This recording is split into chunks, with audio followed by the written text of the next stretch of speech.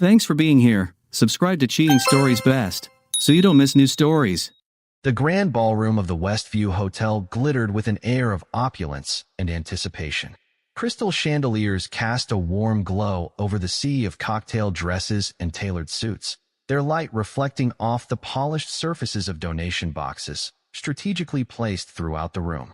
Banners proclaiming the Building Our Future, Westview High School expansion project hung from the ornate ceiling, leaving no doubt about the evening's purpose. John Matthews adjusted his tie nervously as he entered the room, his wife Sarah's hand resting lightly on his arm. After 15 years of teaching English at Westview High, he still felt out of place at these high society events. Sarah, on the other hand, seemed to thrive in this environment. Her success as a real estate agent had honed her networking skills to a fine edge, and she moved through the crowd with practiced ease. "Relax, honey," Sarah whispered, giving John's arm a reassuring squeeze. "Remember, we're here for the kids. Just smile and nod and let me do the talking." John nodded, forcing a smile as they made their way to the bar. He couldn't shake the feeling that he was a fish out of water, surrounded by the town's elite, doctors, lawyers, and business moguls whose children filled his classroom. As a teacher, he was used to being the authority figure, but here, he felt like an imposter in a rented tuxedo. As Sarah chatted animatedly with a group of potential donors, John's attention was drawn to a commotion near the entrance. Principal Robert Thompson had arrived fashionably late, as usual, his booming laugh cutting through the genteel murmur of conversation. John watched as Thompson worked the room, clapping shoulders and air-kissing cheeks with the practiced charm of a seasoned politician. "John, my boy." Thompson's voice carried across the ballroom as he spotted the English teacher. "Come here. I want to introduce you to someone." With a sigh, John excused himself from Sarah's side and made his way toward his boss. As he drew closer, the smell of expensive scotch wafted from Thompson's breath, and John noticed a slight sway in the principal's stance. "John, have you met Mr. Goldstein?" Thompson gestured grandly toward a portly man with thinning gray hair. "He's considering a very generous donation to our little project." John shook Mr. Goldstein's hand, murmuring polite greetings as he launched into a well-rehearsed speech about the importance of education and the positive impact the expansion would have on the students. All the while, he was acutely aware of Thompson's eyes roving the room, barely paying attention to the conversation. As Mr. Goldstein excused himself to refill his drink, Thompson's demeanor shifted. He leaned in close to John, his voice dropping to a conspiratorial whisper. "John, my friend, I've been meaning to talk to you about something important."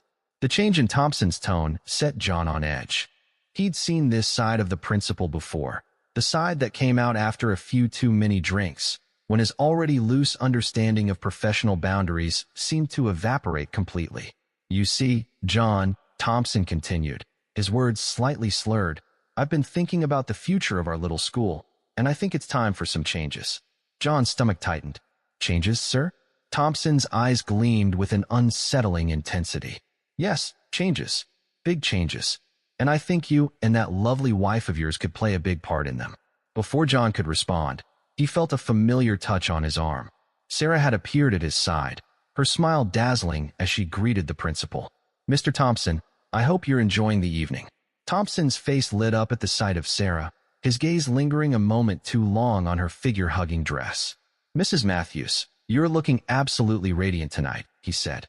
"In fact, I was just telling your husband here about an exciting opportunity one have in mind." John watched, growing uncomfortable, as Thompson turned his charm offensive on Sarah. The principal's body language shifted, angling towards her, his voice dropping to a more intimate tone. "You see, Sarah, may I call you Sarah? We're in need of a new vice principal. Someone with real-world experience and a fresh perspective. Someone like you." Sarah's eyebrows shot up in surprise. "Me? But I'm not an educator, Mr. Thompson. I'm in real estate." Thompson waved his hand dismissively. "Details, my dear. What we need is someone with your drive, your people skills.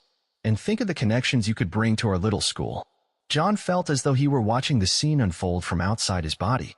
He opened his mouth to interject, but Thompson barreled on, his words becoming more outrageous with each passing moment. "Of course, would have to make it worth your while. I'm thinking double John's current salary. He could stay at home, relax, maybe work on that novel he's always talking about. What do you say?" John waited for Sarah to laugh off the absurd proposition, to politely but firmly put Thompson in his place. Instead, to his utter disbelief, she giggled, a high, girlish sound he'd never heard from her before. "Oh, Mr. Thompson," Sarah cooed, reaching out to place her hand on the principal's arm. "That sounds absolutely fascinating. Why don't we discuss the details somewhere a bit more private?" Thompson's face split into a wolfish grin. "I thought you'd never ask, my dear.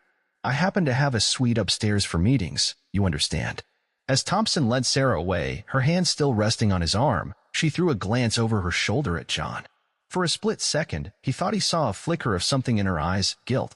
But before he could process it, they disappeared into the crowd, leaving John standing alone, frozen in shock. The rest of the evening passed in a blur for John. He moved through the ballroom on autopilot, shaking hands and making small talk, all the while acutely aware of the whispers and sidelong glances from his colleagues. It was clear from their reactions that this wasn't the first time Thompson had made such a brazen move, nor was it likely to be the last. As he accepted a glass of champagne from a passing waiter, John overheard a snippet of conversation between two of the school's veteran teachers. "Can't believe Thompson's at it again," the math teacher, Mrs. Hendrick, muttered behind her hand. Her companion, the gruff football coach, Mr. Daniel, snorted. "What did you expect? The man's been pulling this for years. Remember that incident with the Parent-Teacher Association president?" John felt his cheeks burn with a mixture of shame and anger. How long had this been going on, and how had he been so blind to it? As the night wore on, John found himself drawn into conversations with parents and donors. His teacher's instincts kicked in as he passionately explained the need for updated facilities and expanded programs. But beneath his calm exterior, his mind was racing, replaying every interaction he had ever had with Thompson, every oddly worded email, every closed-door meeting. When the last of the guests had finally trickled out, John found himself standing alone in the hotel lobby. Sarah's car keys were heavy in his pocket, the one she had pressed into his hand hours earlier, whispering something about important business discussions before disappearing back into the crowd. The drive home was a surreal experience. The familiar streets of their small town seemed alien in the pre-dawn light, as if John were seeing them for the first time. By the time he pulled into their driveway, the first rays of sunlight were beginning to peek over the horizon. Inside the house, John moved on autopilot. He loosened his tie, kicked off his shoes, and made his way to his home office. There, surrounded by bookshelves filled with the classic literature he so loved to teach, he booted up his computer and began to search. Hours passed as John delved deeper and deeper into a rabbit hole of old emails, text messages, and bank statements. With each new piece of information, his stomach grew tighter. Unexplained deposits in their joint account, late-night text messages from unknown numbers, vague explanations for missed dinners, and weekend work events. As the truth began to take shape, John felt a cold, creeping numbness settle over him. The life he thought he knew, the marriage he had believed in for 12 years, was crumbling before his eyes. The sound of a key in the lock jolted John from his revelations. Glancing at the clock, he realized it was nearly dawn. He listened as Sarah tried to sneak in, her heels clicking softly on the hardwood floors. Taking a deep breath, John stood and made his way to the living room. There he found Sarah, her hair disheveled and her makeup smudged, trying to slip off her shoes without making a sound. "Late night?" John's voice, calm and controlled, cut through the silence like a knife. Sarah jumped, nearly losing her balance. "John, I didn't think you'd still be up." "Clearly," John replied, his tone icy. "Did you have a productive meeting with Principal Thompson?" Sarah's face paled, then flushed. "It's not what you think. John, we were just discussing school business, fundraising strategies. You know, at dawn, in a hotel room?" John's voice remained eerily calm, betraying none of the turmoil roiling inside him. "It's harmless flirting, John, for the good of the school. You know how these things work. Sometimes you have to play the game to get ahead." As if on cue, Sarah's phone buzzed. John watched as she instinctively reached for it, then froze as she saw the notification on the screen. "Last night was amazing," John read aloud, his voice devoid of emotion. "Can't wait for our weekend getaway." "Sounds like quite the fundraising strategy, Sarah." Sarah's composure crumbled. Tears welled up in her eyes as she sank onto the couch. "John, I can explain." "No need," John cut her off. "I've spent the night explaining it to myself. 6 months of unexplained income, late-night meetings, and now a promotion to vice principal dangled in front of you like a carrot. Tell me, Sarah, was it worth it?" Sarah's sobs filled the room as she poured out a confession that confirmed John's worst fears. The affair with Thompson, the promises of career advancement, the cooperation with wealthy donors, it all came tumbling out in a torrent of guilt and justification. John listened in silence, his face an impassive mask. When Sarah finally ran out of words, he spoke, his voice barely above a whisper. "I've heard enough," he said, reaching into his briefcase. "I think you should read this."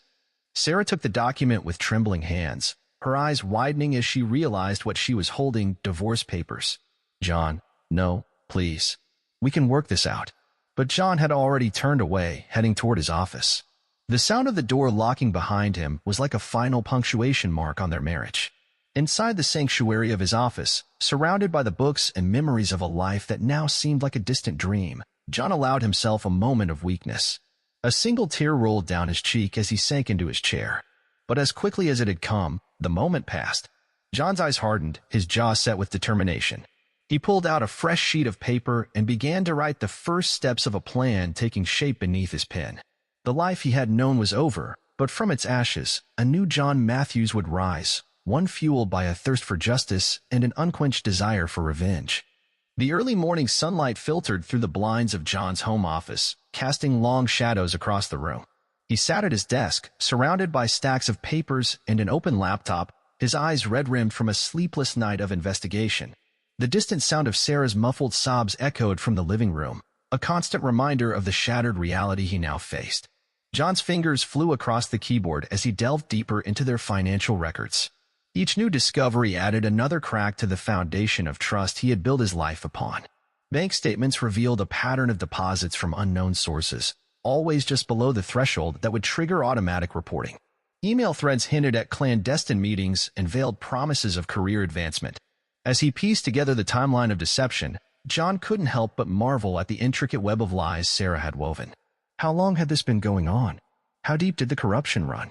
The more he uncovered, the more he realized that this went far beyond a simple affair. A notification on his phone caught his attention, a calendar reminder for a faculty meeting later that morning. The thought of facing his colleagues, of sitting across from Thompson and pretending everything was normal, made his stomach churn. With a few quick taps, he composed an email to the school administration, citing a family emergency and requesting a leave of absence. The sound of the front door opening and closing jolted John from his thoughts. Sarah had finally left, probably to seek solace with a friend or continue her charade at work. The house fell into an eerie silence, broken only by the soft hum of John's computer. As the day wore on, John's shock slowly gave way to a simmering anger. He had dedicated 15 years of his life to shaping young minds, to instilling values of honesty and integrity in his students. And all the while, the very institution he served had been rotting from within. The ping of an incoming email drew his attention back to the screen. It was from Thompson, a group message to the faculty expressing concern over John's sudden absence and wishing him well. The oozing insincerity of the words made John's blood boil. Unable to bear the confines of the house any longer, John grabbed his keys and headed for the door. He needed space, time to think, to plan his next move. As he backed out of the driveway, a thought struck him, a memory of a place that had always brought him peace in times of turmoil. The drive to his family's lakeside cabin was a blur of winding roads and autumn foliage. John barely registered the familiar landmarks as he pushed his car to its limits, his mind racing faster than the speedometer. By the time he pulled up to the weathered structure, the sun was already dipping below the tree line, casting long shadows across the overgrown lawn. The cabin had stood empty for years, a relic of happier times when his parents were still alive. As John fumbled with the rusty key, he was struck by a wave of nostalgia. Summers spent fishing with his father, evenings around the campfire telling ghost stories, the simple joy of a family untouched by the complexities of adult life. Inside, a thick layer of dust covered every surface, the air heavy with the musty smell of disuse. John made his way to the small kitchen, rummaging through drawers until he found what he was looking for, a bottle opener. He returned to the porch, cracking open a beer from the six-pack he grabbed on the drive up. As he sat on the worn steps, watching the last rays of sunlight dance across the lake's surface, John allowed himself to truly feel the weight of his situation for the first time. The betrayal, the anger, the overwhelming sense of loss. it all came crashing down on him at once. A strangled sob escaped his throat, echoing across the still water. For hours, John sat there, alternating between moments of quiet contemplation and bursts of raw emotion. As the stars began to twinkle in the night sky, a strange calm settled over him. He realized that he had a choice to make. He could let this experience break him, or he could use it as fuel to forge a new self with renewed purpose. John returned to the cabin. He would spend the night here, away from the suffocating memories of his old life. In the morning, he would begin the process of rebuilding, not just his life, but his very sense of self. As he prepared for bed, a glint of metal caught his eye behind a loose floorboard in the master bedroom. John discovered an old safe he had long forgotten about. His father's voice echoed in his memory. "Son, always have a backup plan. You never know when you might need it." With trembling hands, John entered the combination, his mother's birthday. The safe creaked open, revealing a stack of yellowed documents. As he began to sift through them, his eyes widened. These weren't just old family papers. They were property deeds, survey maps, and correspondences that painted a picture of unexpected wealth. John spent the night poring over the documents, his mind racing with the implications. By dawn, he had pieced together a staggering truth. His family's modest lakeside cabin sat on a parcel of land far more valuable than he had ever imagined. As the sun rose over the lake, John's phone buzzed. It was Sarah. He stared at the screen, watching it ring until the call went to voicemail. He wasn't ready to face her yet. John packed up the documents and headed back to town. The drive gave him time to think, to process, not just the revelation about the land, but the shattering of his marriage. Arriving home, John found Sarah waiting for him. She looked terrible, disheveled, eyes red from crying. Still wearing last night's clothes, John stood before Sarah, who immediately began as soon as he walked in. "John, please," she said, her voice pleading. "Let me explain. It's not what you think." John's voice was eerily calm as he replied, "I think it's exactly what I think." With time and space to think, John drove back to the lakeside cabin, a property that had once been a source of fond memories. Now, it represented something else entirely: opportunity. John spent days researching the school district's expansion plans, cross-referencing them with local zoning laws and development proposals. The more he dug, the clearer it became. His family's land wasn't just valuable. It was crucial to the school's proposed new campus. As the pieces began to fall into place, John realized he needed an ally, someone with expertise in real estate development. His thoughts turned to Melissa Chun, a college friend he hadn't spoken to in years. The last had heard, Melissa had become a cutthroat real estate developer with a reputation for getting results. John's call to Melissa was a calculated risk.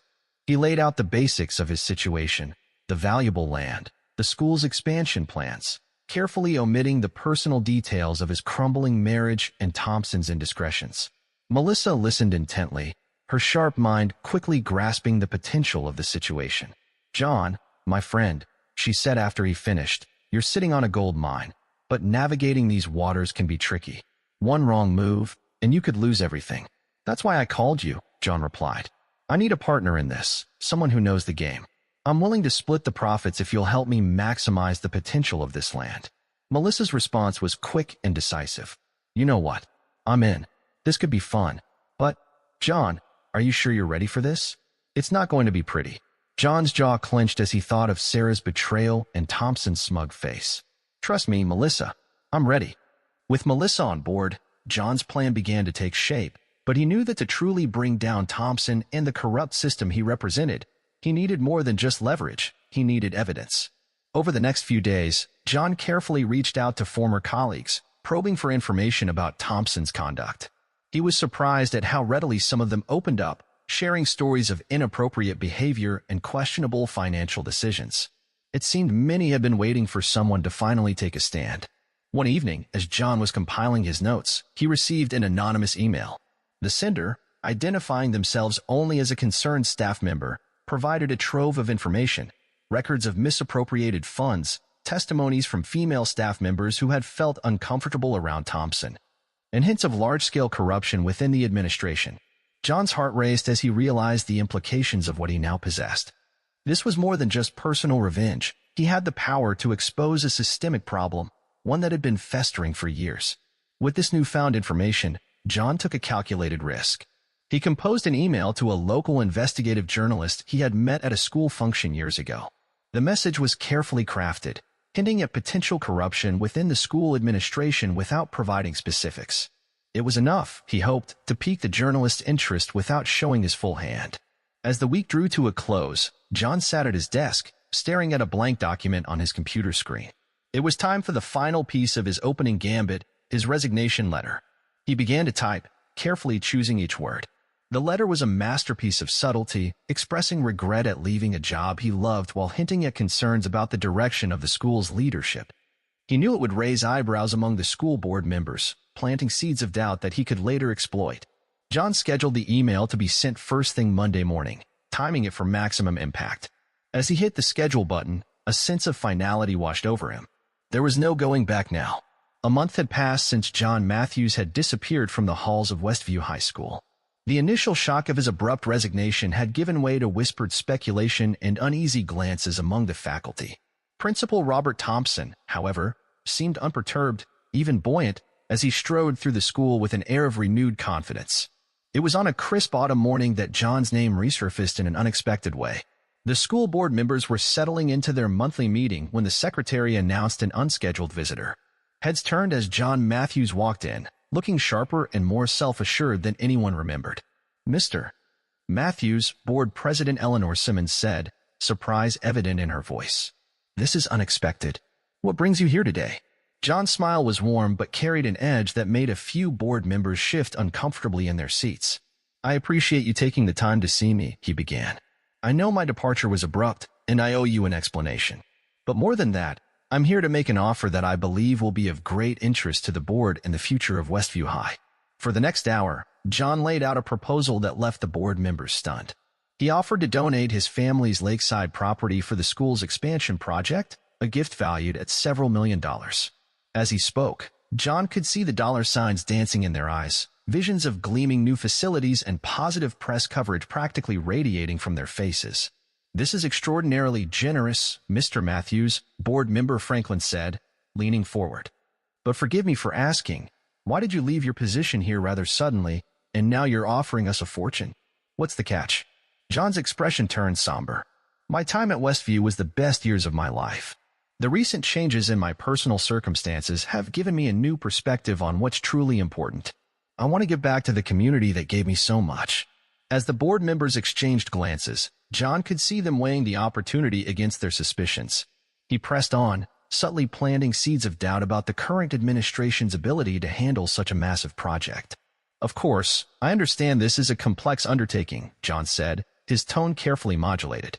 "That's why I've included a clause stating that the current administration must oversee the project to completion. Continuity is key in these matters. Wouldn't you agree?" The board members nodded, not realizing they were being led down a carefully constructed path. John watched as they skimmed over the contract's fine print, their eyes glazing over the cleverly worded clauses that would prove to be Thompson's undoing. As the meeting concluded, John shook hands with each board member, noting the excitement in their eyes. He had them, hook, line, and sinker. As he turned to leave, he locked eyes with Principal Thompson, who had been uncharacteristically quiet throughout the proceedings. For a brief moment, John saw a flicker of unease cross Thompson's face before it was replaced by his usual confident smile. Outside the boardroom, John's carefully constructed mask slipped for a moment as he leaned against the wall, his heart pounding. The first piece of his plan was in place, but the game was far from over. As he walked toward the parking lot, a familiar voice called out behind him. John, wait."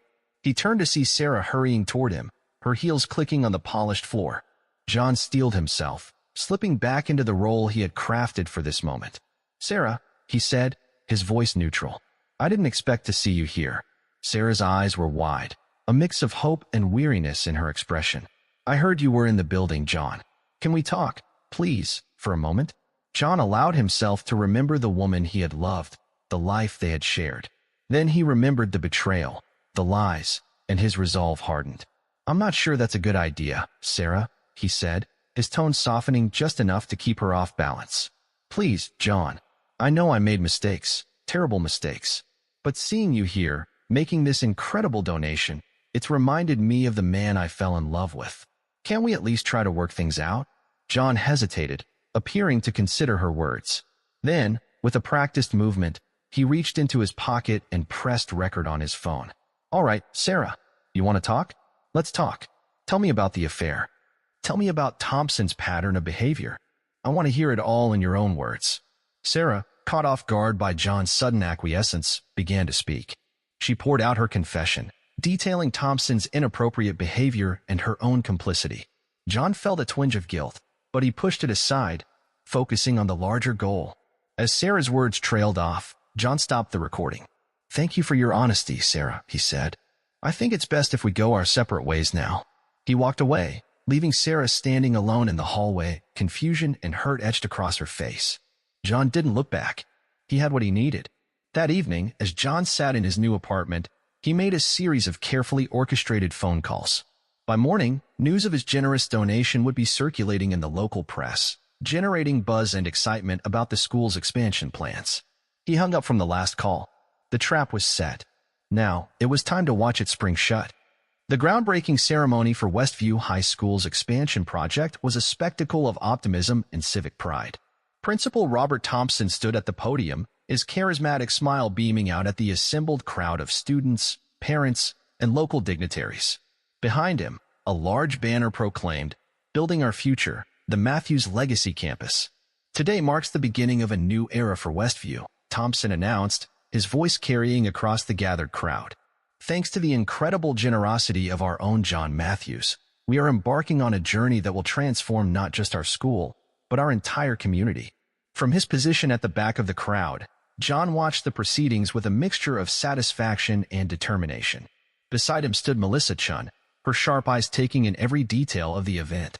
You've got them eating out of the palm of your hand, Melissa murmured, a note of admiration in her voice. Are you ready for phase 2? John nodded imperceptibly. Let's get to work. Over the next few weeks, as construction began in earnest on the lakeside property, John and Melissa orchestrated a series of subtle but costly complications.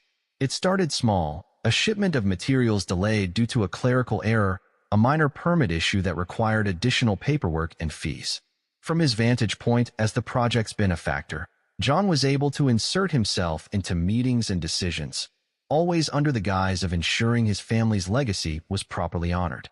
Each suggestion he made, each concern he raised, was calculated to cause maximum disruption with minimum suspicion. Melissa's expertise proved invaluable. She knew exactly which strings to pull, which regulations to highlight to cause the most significant delays and cost overruns. An endangered species of frog was discovered on the property, requiring extensive environmental impact studies. Labor disputes erupted over seemingly minor contract details, grinding work to a halt for days at a time. As the complications mounted, John watched Thompson and the board grow increasingly agitated. Board meetings became tense affairs, with Thompson struggling to explain the mounting delays and ballooning costs. Sarah, now working as Thompson's unofficial assistant, found herself caught in the middle of the growing chaos. John observed her from afar, noting the dark circles under her eyes and the worried frown that seemed permanently etched on her face. One evening, as John was leaving a particularly heated board meeting, he overheard a heated conversation between Sarah and Thompson in an empty classroom. "Robert, these numbers don't add up." Sarah's voice was strained, worried. "We can't keep covering up these discrepancies. The board is starting to ask questions I can't answer." Thompson's reply was sharp and angry. "You let me worry about the board, Sarah. You just keep your mouth shut and do your job. Or have you forgotten our little arrangement? How do you think the board would react if they knew about your role in our donor negotiations?" John's fist clenched at his sides as he listened to the threat in Thompson's voice. For a moment, he was tempted to burst into the room to confront Thompson then and there, but he held back, reminding himself of the bigger picture. As the weeks turned into months, John's plan continued to unfold. Working through carefully cultivated anonymous sources, he fed information to Megan Reeves, the investigative journalist he had tipped off months ago. Megan's articles started small, seemingly innocuous pieces about the challenges of large-scale school construction projects. But as time went on, her reporting became more pointed, questioning the management of the Westview expansion and hinting at potential improprieties. The pressure began to mount on Thompson and the board. John watched with satisfaction as they made a series of hasty, ill-considered decisions in an attempt to get the project back on track. Each misstep only served to deepen their predicament. It all came to a head on a stormy evening in late autumn. John sat in his apartment, watching the rain lash against the windows as his phone buzzed with an incoming call. Emergency board meeting called for tomorrow morning. Melissa's voice came through the speaker. Looks like they're finally ready to face the music. John took a deep breath, feeling the weight of the moment. Thanks, Melissa. I'll be ready. As he hung up the phone, John walked to his desk and opened the bottom drawer. Inside lay a thick folder filled with documents, photographs, and transcripts, the culmination of months of careful planning and investigation. Tomorrow, he thought. It all comes crashing down. The atmosphere in the Westview High School boardroom crackled with tension. Board members shifted uncomfortably in their seats, stealing glances at Principal Thompson, who sat at the head of the table. His usual confident demeanor was replaced by a thin veneer of calm over barely contained panic. I call this emergency session of the Westview School Board to order, Board President Eleanor Simmons announced, her voice tight. We're here to address the mounting concerns regarding the expansion project and other related matters. As the meeting began, board members voiced their concerns about budget overruns and construction delays. The door opened. All heads turned to see John Matthews walk in, a thick folder tucked under his arm. Mr. Matthews, Thompson said, surprise and a hint of fear in his voice. This is a closed board meeting. You can't be here. John's smile was cold as he approached the table. Oh, I think you want to hear what I have to say, Robert. All of you will. For the next hour, John laid out his case with surgical precision. He presented financial records showing systematic embezzlement, emails detailing Thompson's inappropriate relationships with staff and donors, and finally, the recording of Sarah's confession. The boardroom was silent, save for the occasional gasp or murmur of shock. Thompson's face grew paler with each new revelation, while Sarah, seated in a corner of the room, looked as though she might be sick. As John's presentation reached its climax, he played the recording of Sarah's confession. Her voice, tinged with regret and fear, filled the room. Thompson promised me the vice principal position if I helped him entertain certain donors. I knew it was wrong, but I was afraid of losing my job, of the scandal if it came out. Sarah's current sobs provided a counterpoint to her recorded voice, creating a surreal atmosphere in the room. Several board members looked away, unable to meet her eyes. As the recording ended, Thompson exploded from his chair, his face contorted with rage. This is a setup, he shouted, pointing an accusing finger at John. He orchestrated this whole thing. Can't you see? He's bitter about his wife, about his job, and he's taking it out on all of us. John remained calm in the face of Thompson's outburst.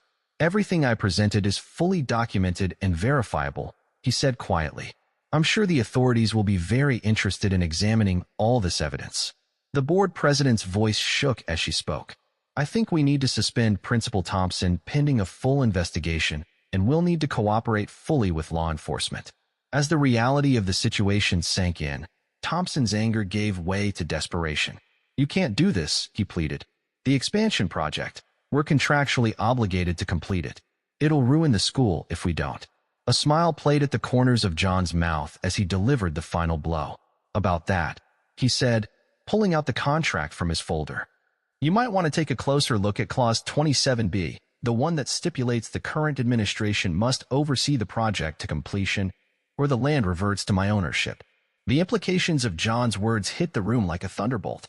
Board members frantically flipped through their copies of the contract, faces falling as they realized the trap they had walked into. You planned this from the beginning, Thompson whispered, his voice a mixture of awe and hatred. You destroyed everything. John met Thompson's gaze steadily. No, Robert, he said calmly. You destroyed everything. I'm just making sure you face the consequences. As the meeting devolved into chaos, with board members arguing about their legal options and Thompson continuing to protest his innocence, John calmly gathered his materials. He walked to the wall where his Teacher of the Year plaque still hung, took it down, and placed it on the table. Without another word, John walked out of the boardroom, leaving behind a scene of utter disarray. As he stepped into the cool evening air, he felt a weight lift from his shoulders. The game was over. Justice, or at least his version of it, had been served. But as he drove away from Westview High School for what he knew would be the last time, John couldn't help but wonder about the cost of his revenge, the school he had loved, the students he had devoted his life to teaching. What would become of them in the wake of this scandal? The satisfaction of his victory was tinged with a hint of regret, a question that would haunt him in the days to come. In his quest for vengeance, had he become the very thing he sought to destroy? The quaint town of Westview had always prided itself on its close-knit community and excellent school system. But in the days following the explosive school board meeting, that carefully cultivated image began to crumble like a sandcastle in a rising tide. Local news vans lined the streets, their satellite dishes stretching toward the sky like metal sunflowers.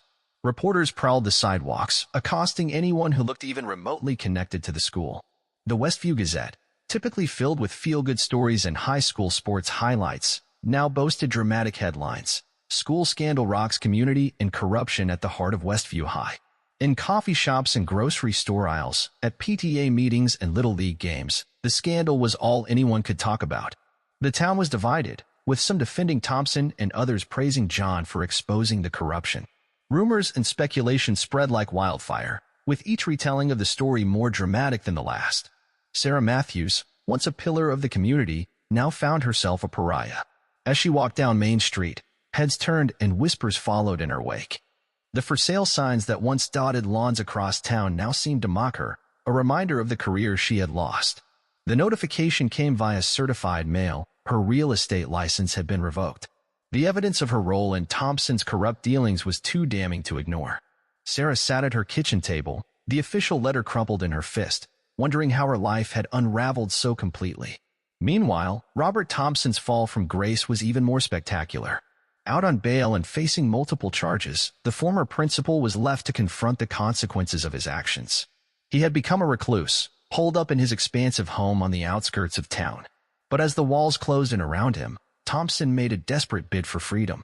It was a crisp autumn morning when Thompson's neighbor noticed something odd, a taxi idling in the driveway, Thompson loading suitcases into the trunk.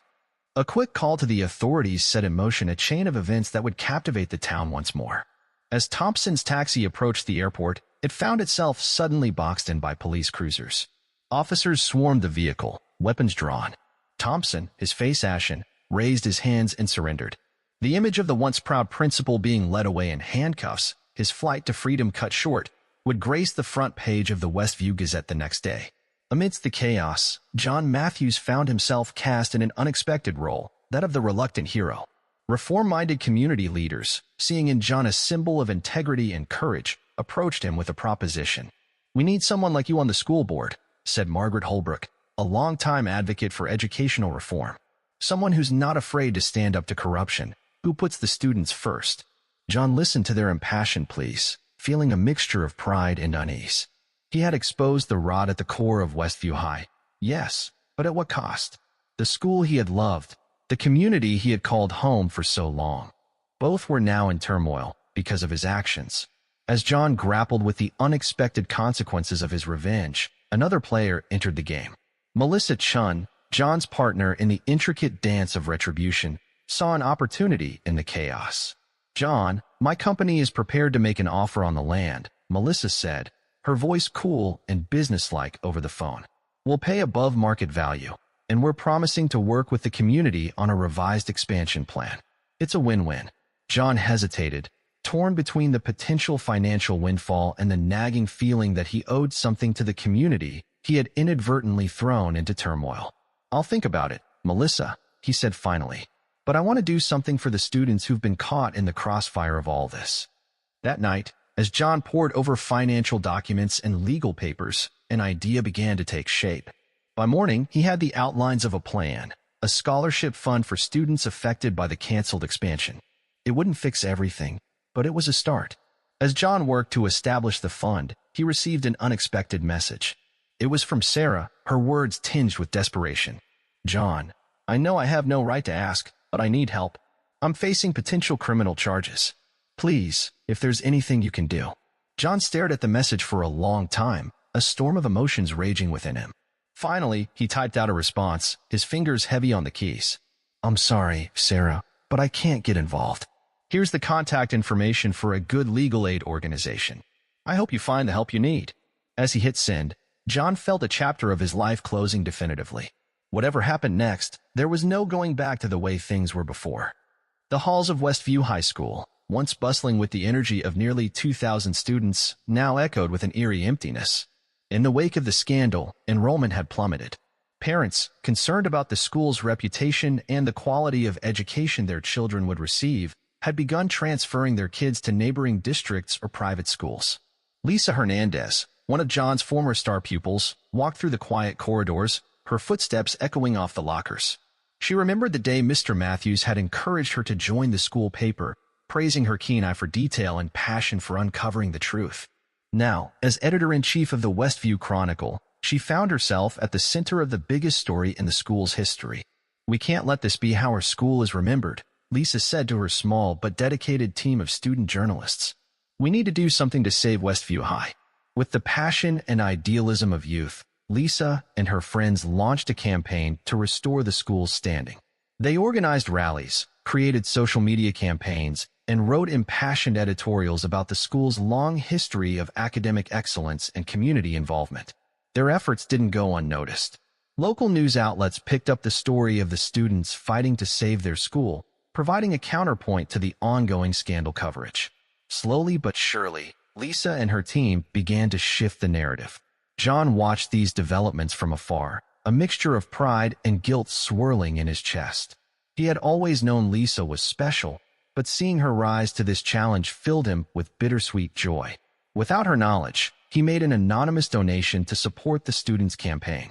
But even as Lisa and her classmates fought to save Westview High, darker clouds were gathering on the horizon. State education officials, alerted by the scandal and concerned about the school's ability to provide adequate education, began an audit of the entire district. "If the audit findings are negative, we may have no choice but to dissolve the current board and place the schools under direct state control," the lead auditor informed a grim-faced group of board members. The news sent shockwaves through the community. State control would mean a loss of local decision-making power, potentially drastic changes to staff and curriculum, and a stigma that could take years to overcome. As the audit progressed, John found himself torn. He had set out to expose corruption and get justice, but the consequences were spiraling far beyond anything he had anticipated. Innocent students and dedicated teachers were suffering because of his actions. His phone buzzed with a message from Melissa. "John, we need to talk. There's a potential problem with our plan." They met at a quiet cafe on the outskirts of town, away from prying eyes and ears. Melissa's usually composed face was etched with worry. "If our behind-the-scenes manipulation comes to light, we could be facing serious legal repercussions," she said, her voice low. "The way we orchestrated those construction delays, the environmental concerns we raised, it's all skating very close to fraud." John felt the weight of her words settle on his shoulders like a lead blanket. He had been so focused on bringing down Thompson and the corrupt administration that he hadn't fully considered the legal implications of his own actions. As he left the cafe, John's mind raced. The school he loved was on the brink of state takeover. His own legal jeopardy loomed large, and through it all, the faces of his former students, Lisa, fighting so hard to save the school, others, their educations disrupted by the chaos he had unleashed, haunted him. John realized he was standing at a crossroads. He could continue to watch from the sidelines as a community he once called home tore itself apart, or he could step forward and take responsibility for his role in the unfolding drama. The decision, he knew, would not be an easy one, but as he walked home through the streets of Westview, past the school that had been his life for so many years, John began to see the outlines of a path forward, a path that would require courage, humility, and a willingness to face the consequences of his actions. The Westview Community Center was packed to capacity. A sea of familiar faces filled with a mixture of anger, confusion, and hope. The town hall meeting to discuss the future of Westview High School had drawn nearly every resident, all anxious to have their say in what had become the defining crisis of their community. John Matthews sat in the back, his heart pounding. He had spent the last week agonizing over his decision, weighing the potential consequences against the burden of his guilt. Now, as he watched his friends and neighbors argue passionately about the fate of the school, he knew what he had to do. As the current board president wrapped up her opening remarks, John stood and made his way to the podium. A hush fell over the crowd as they recognized him, whispers rippling through the audience. "Thank you for allowing me to speak," John began, his voice steady despite his nerves. "I know many of you are wondering why I'm here. The truth is, I owe all of you an explanation and an apology." Over the next hour, John laid bare the entire story, his discovery of Sarah's affair, his plan for revenge, the manipulation of the construction project, everything. As he spoke, he could see the shock and disbelief on the faces before him, but he pressed on, determined to tell the whole truth. I set out to expose corruption, to get justice for what I saw as a betrayal of trust, John said, his voice thick with emotion. But in doing so, I became the very thing I despised. I manipulated, I schemed. I put my desire for revenge above the well-being of the students in this community. For that, I am deeply sorry. The room erupted into chaos as John finished speaking. Some shouted accusations, others defended him as a whistleblower who had exposed real corruption. Through it all, John stood silently at the podium, accepting the community's reaction as part of his penance. When the furor died down, John spoke again. I know my words alone can't fix the damage I've caused. That's why I'm here to offer more than just an apology. I'm prepared to fully fund the school expansion, without any conditions, using my partnership with Melissa Chun's development company to ensure its completion. It's not much, but I hope it's a start towards making things right. The offer sent another wave of murmurs through the crowd as the implications of John's proposal sank in. The mood in the room began to shift. While some remained angry, others saw a potential way forward, a chance to salvage something positive from the scandal. As the meeting continued, an unexpected voice joined the conversation. Sarah Matthews, who had been sitting quietly in a corner, stood up. I, too, have a confession to make, she said, her voice trembling but determined. Everything John said about my involvement with Principal Thompson is true. I was weak, I was greedy, and I betrayed not just my husband, but this entire community. I'm prepared to provide additional details to the authorities to help build a stronger case.